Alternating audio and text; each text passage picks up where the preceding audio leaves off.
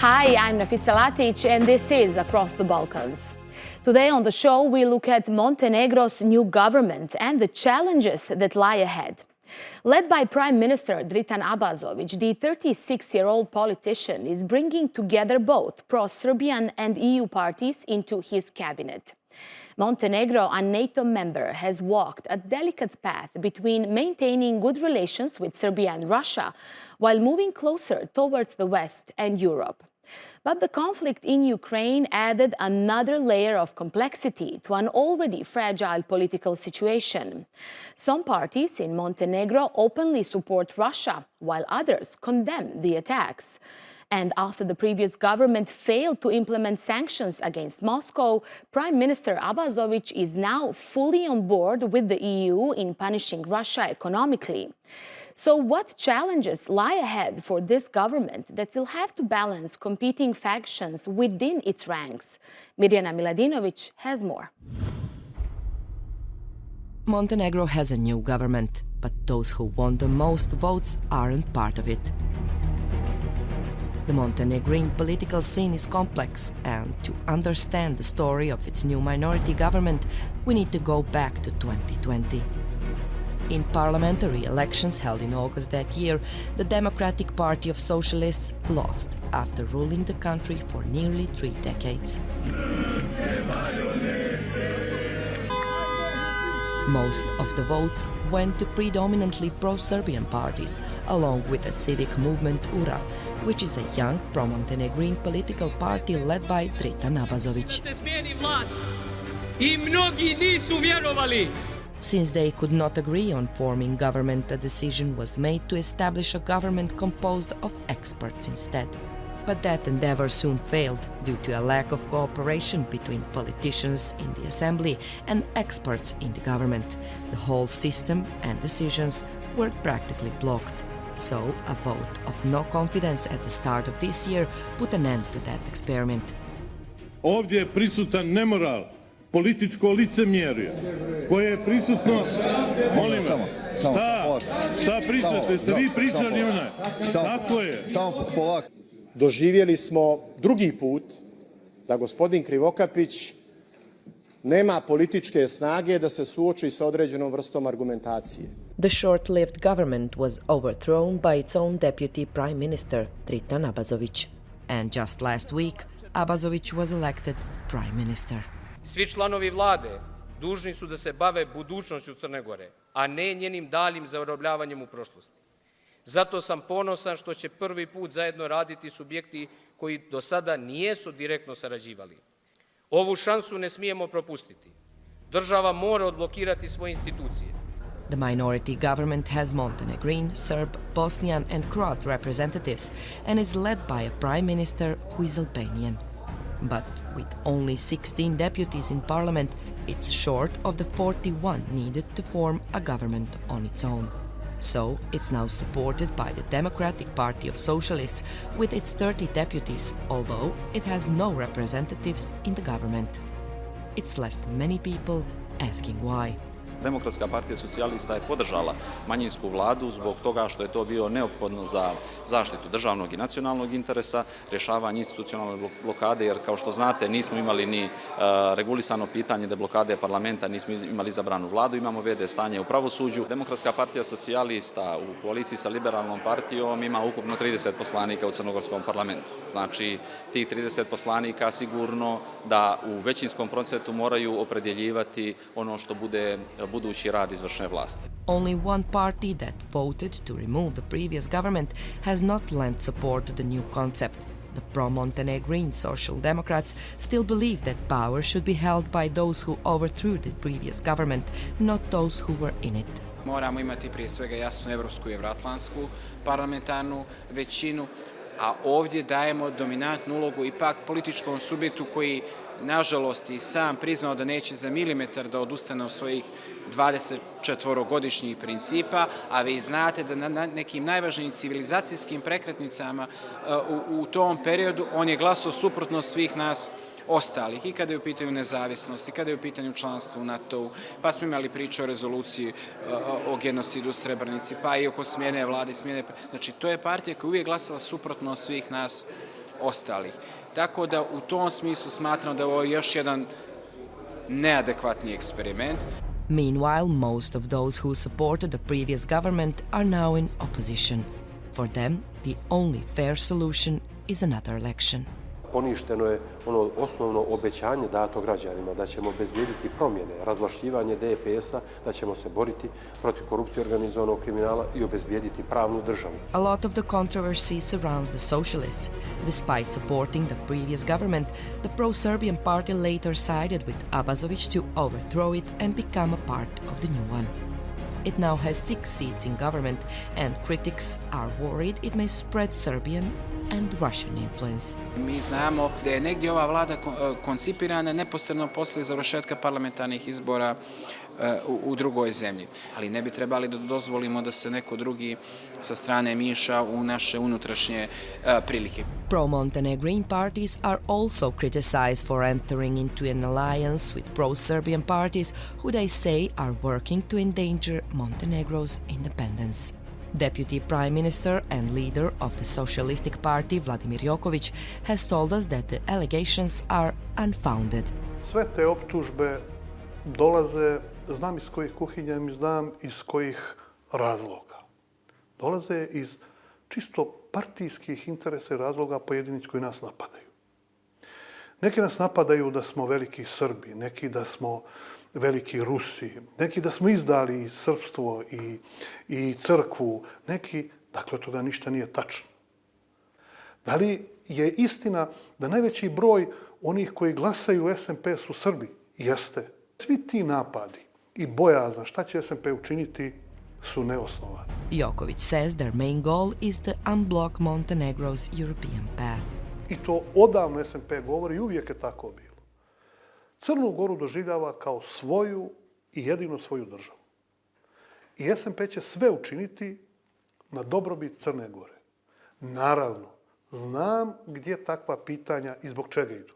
Neko misli da će SMP nešto da učini da proda Crnu Goru, a obično bi to naši oponenti rekli Srbiji. Ne mislimo, iako imamo, poštujemo i volimo i Srbiju, volimo i sve države u regionu. But Montenegrins hold out little hope for the country's immediate future. Ja bih jako voljela da se nešto promijeni, ali nisam baš sigurna da će se desiti ta promjena koju svi željno očekujemo.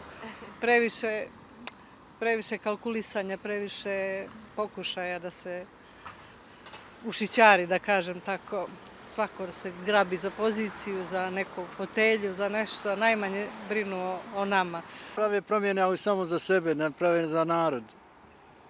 Tako su sve 3 vlade dosadašnje. I ona prije koja je bila 30 godina i ova vlast koja nije znala da iskoristi svoje vrijeme, a i ovi koji su sad došli. Generalno zaslužujemo da se pomjerimo sa mrtve tačke, da pričamo o nekim mnogo ozbiljnijim temama koje su onako životne, a ne samo političke, i kogod bio na vlasti danas za 5, 10, 15 godina, nadam se da ćemo konačno i mi zakoračiti unaprijed. The new minority government is supposed to last 1 year, and it has a lot of work to do until then. Its main task is to revive the country's stalled bid for EU membership. But perhaps more importantly, to reform the legislation so the next elections in Montenegro are democratic and fair. Mirjana Miladinović, TRT World, Podgorica, Montenegro. My guest is Gordana Djurovic. She is a professor at the Faculty of Economics at the University of Montenegro. Gordana is also a former deputy prime minister and former minister for European integration in the Montenegrin government. Gordana, great to have you with us on Across the Balkans. Good day, everybody. Now, do you believe that the government in Montenegro, the new government in Montenegro, that is made of so many different political actors, can actually succeed in bringing some progress to the country? We need to have a kind of optimism for them. It was one long process of establishing this minority government, so-called minority government, consists of so many parties, as you mentioned.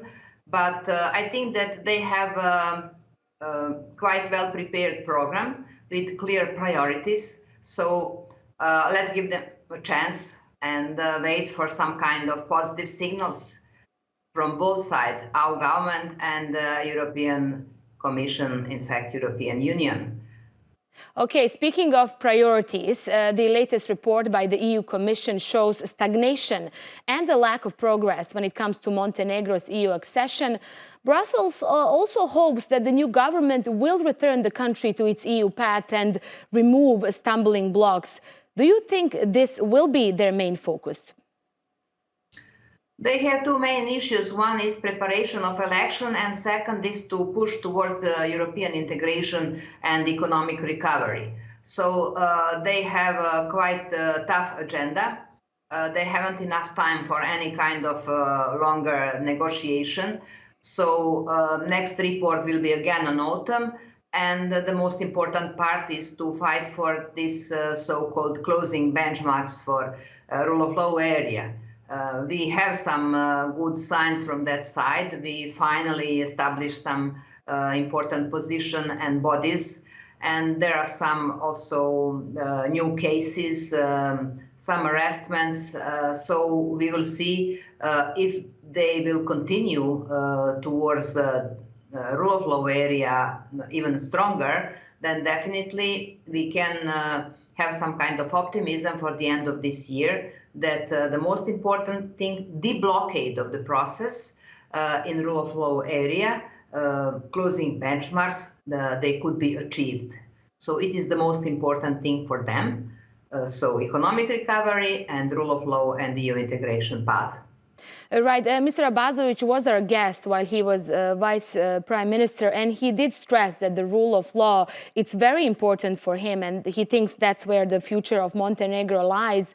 What kind of an approach can we expect from his government now when it comes to the regional cooperation? Lots of discussions about the Open Balkan initiative that he openly supported just a couple of days ago. Are all the parties in his government on the same page when it comes to Open Balkan initiative? I'm not so happy to hear that because if we talk with economic indicators, we are not so competitive. So regional trade is already very liberalized, and it is much better to have 6 partners than 3. So I prefer Berlin process to be continued and to have this action plan for common regional market, because there are a lot of concerns regarding economic, political issues and even security issues when you talk about Open Balkan. So if we have 6 signatories by 6 governments with European Union in Sofia in November 2020, why it is now more important or even better to have something what is limited on 3 partners, what is over-liberalized regime without any implementing mechanism still, ratified only by Serbia. It is Balkan without border. It is Balkan without approaching towards Balkan integration itself, using destiny in own hands. And then next step could be common borders, supranational bodies to control it, and somebody should finance that. So it is a little way from European path. We have limited administrative capacities. We like to hear what EU will say, and I already heard that Czech presidency will soon announce that they will be host of next meeting of Berlin process on autumn in Prague. And I think it is the most easiest way to continue, because we already have CEFTA, now we have common regional market, and for us, experts from Bosnia, Kosovo and Montenegro, Open Balkan is political project. Okay, yes, definitely. Kosovo and Bosnia are strongly against Open Balkan. And at the end of this interview, Gordana, having in mind your long career, and you've been also part of the previous governments in Montenegro, in 20 seconds, what would you say is the biggest challenge for Montenegro's government at the moment? To keep political stability, to confirm our partners that Montenegro is a safe place for this tourist season and for any kind of investment based of common interest. So let's look at in a positive framework. Okay, positive framework. Let's see what happens. New season is coming. Let's see how will the Ukraine war also impact the season in Montenegro. Thank you so much, Gordana, for your time for Across the Balkans. Now let's turn our focus to North Macedonia. The latest census results in the country sparked concerns among minority groups, including Turks and Bulgarians. Turkey's foreign ministry says the number of Turks recorded in the last census is unrealistically low and is supporting local Turkish groups that are shedding light on the numbers. The National Coordinative Body for the Census of Turkish People estimate that at least 6% of North Macedonia's population are Turks, but the latest census showed only 3.86%. And Bulgarians are also voicing similar complaints.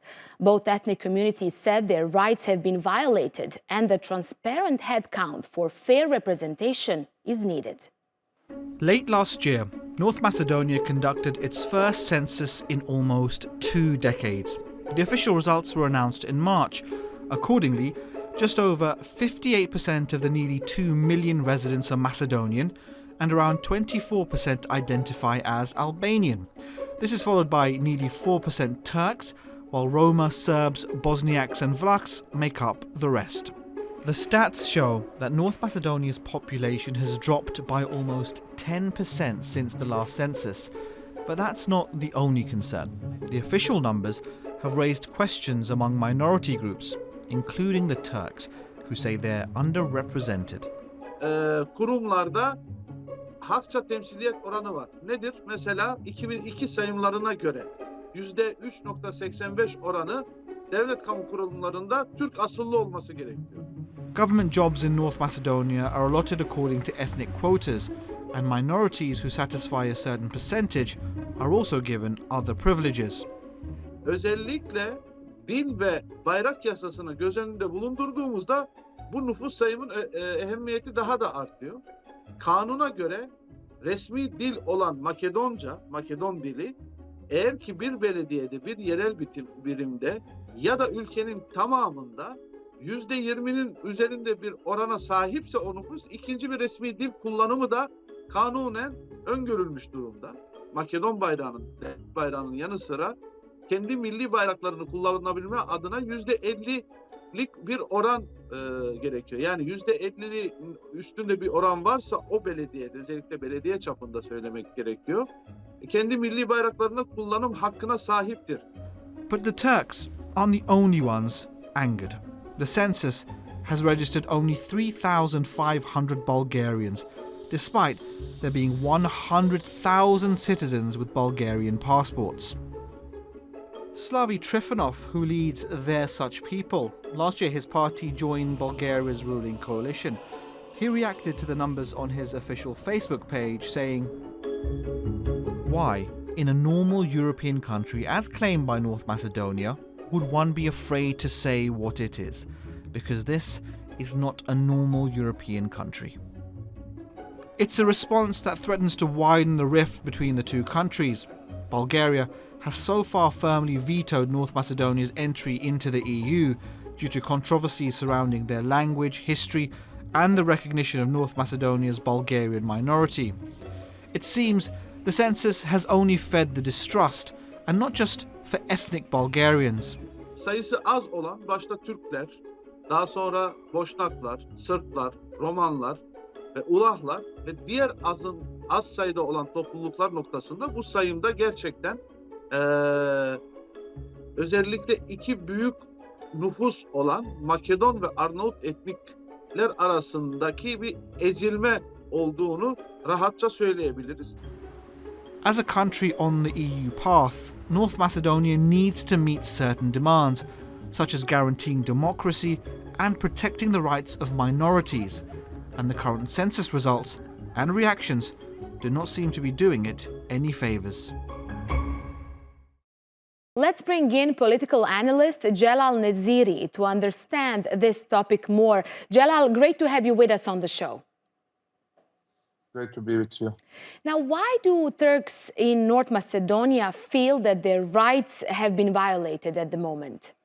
But the results of the census in North Macedonia was not accepted by the ethnic Turks in the country, because they say that they have another projections of the number of residents that are with the ethnic Turk origin in the state. According to the leader of the ethnic Turks in North Macedonia, Mr. Bejan Ilyas, the real percentage of the ethnic Turks in North Macedonia should be 7 or 8%, and this is based on the number of the scholars in the primary and secondary school. The composition, ethnic composition of the scholars, it's in that way 7 or 8%. Also, the migration of ethnic Turks in North Macedonia was low in comparison with the other ethnic group that are kind of majority in the state, such are ethnic Macedonian and ethnic Albanian, who have been migrated abroad and living abroad massively in the latest 2 decades. Jalal, can we expect the government in North Macedonia to address this issue? Now we know that Turkey also supported the Turks, ethnic Turks in North Macedonia. I don't believe that the process will be renewed or the process will be replaced with another census in North Macedonia, because this is a very difficult and sensitive process. It's not only statistical operation, but also implies a lot of political issues in the country. You know that the constitution of North Macedonia is composed in that way that envisage rights or guarantees rights depends on the percentage of the ethnic groups. For example, the language that it's spoken by more than 20% of the population in the country is official language, or in local or in the municipalities, the language that is spoken more than 20% is also in the local level official. So more rights are based on the percentage of the ethnic groups, not on the need to be implemented for the North Macedonian citizens.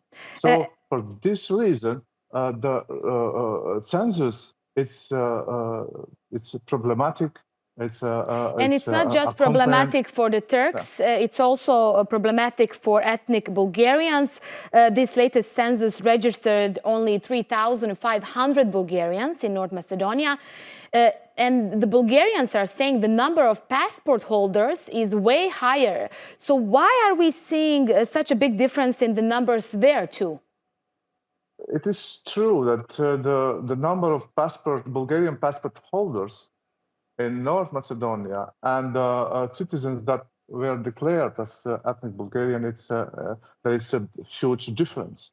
Also, the source of the problems and suspicions for the results of this census, the latest census, is the category of the citizens that were not registered, but were included by the official data from the from different institutions in North Macedonia. So this category is about 7%. There is no data to which ethnic group these residents are and what kind of identity they have. So there are a lot of sources of the suspicions for the census, but this and how do you see this playing out? How do you see these both issues playing out in North Macedonia? In 1981, where the ethnic Albanian rejected or boycotted the census at that time, or maybe in 1974, where the results of the census were rejected from the ethnic Albanian population.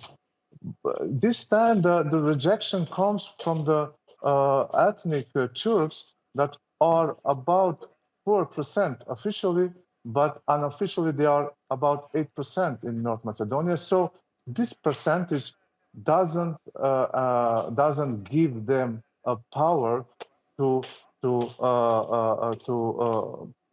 insist and to get another operation of the census where their real number will reveal. Jalal Naziri, thanks so much for joining us here on Across the Balkans and explaining us that issue. Thanks for watching this episode of Across the Balkans. See you next time. Bye-bye for now.